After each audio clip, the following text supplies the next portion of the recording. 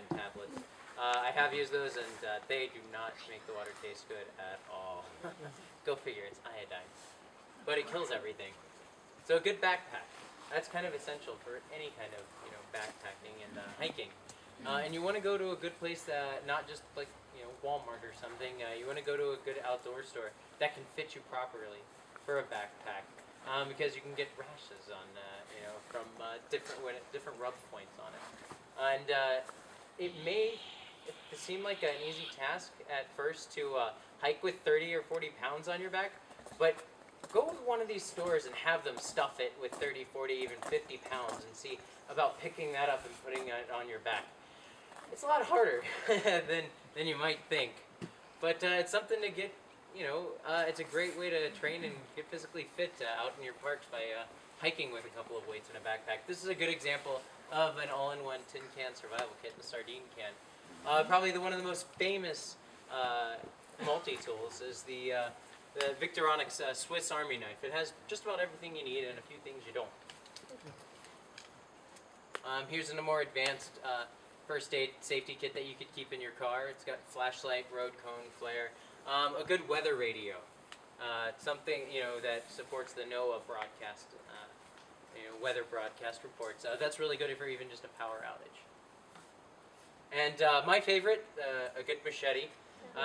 That's the Gerber Gator Pro. If any of you have seen the AMC's Walking Dead, they actually featured that one in there. It's good for everything from chopping wood, chopping zombies, and clearing vines. That's what I like to use, the scythe part of it. That's a blade as well. But and it cuts pumpkins really well. So good for Halloween. And now in normal park regulations, you don't need a machete, and you should not bring a machete into the backcountry. I am operating under the assumption that if there's a zombie apocalypse, we're going to relinquish a few of our rules and relax them for you. We may not even charge for camping. So, and I don't think you're going to be required to have a wilderness a permit to go into the backcountry. So here's some great examples of what not to bring, how you should not pack for your backcountry trip. So he's got the right idea. Toilet paper is a good essential. There are several plants that you can use and a lot of ones you don't want to use. So everybody's mind jumps to poison ivy. How many of you know what stinging nettle is? Yeah, how many of you have ever encountered it and been stung?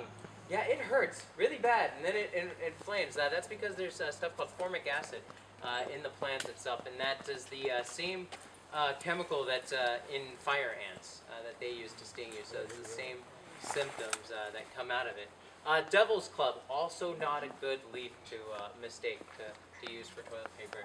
He's even got his dog loaded up, which is smart. How many of you guys were aware that you can bring your dogs into this national park? Yeah, it's fantastic. Mount Rainier and Olympic and most national parks you can't bring your dogs into. Because we have this recreation area, you can bring them in to the recreation area. We've got a little over 100 miles worth of trails or so, all within the recreation area. But because our park boundaries have that before it's a proper park, you're allowed to bring your four-legged friends into the park and on the trails. It's a fantastic idea, and I highly recommend it. And you can use them as pack animals. And now imagine if you had a flat screen TV, that might be a little easier to carry on the back. So some other things. Good pair of boots. Boots are fantastic. This is more suited for a National Historic Site in like New York City or Los Angeles. It is regulation for the park though, minus the red shoelaces, but that is possible leather. I've checked on it.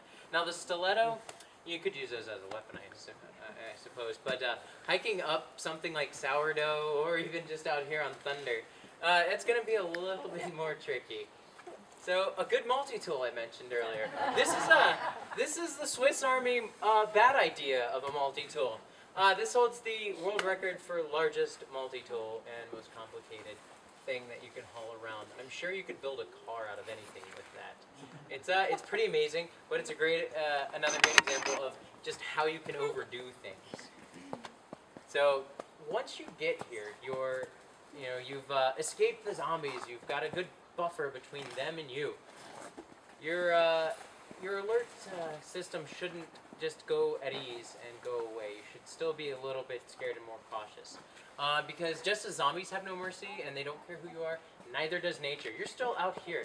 That's the thing about nature. You're coming to another element that we haven't conquered this area, and we preserve it to be unconquered for a reason. So by coming here, you've still got to be respectful and alert of nature and the predators in the park. So what kind of predators do we have in the park? Who wants to shout out a few? You in the back. Bear. Bear? Yep. What's up? Oh, I was listening. Okay, well, what type of bears? Black bear. Okay. Carnivores? We do have multiple carnivores. Anybody else? Cougar. Cougar? Yep. Well, we've got so black bear and the cougar. Good job. Anybody want to name the next one? In the green? Lynx. The lynx, yes. We've got that one in here. That's a wolf, though.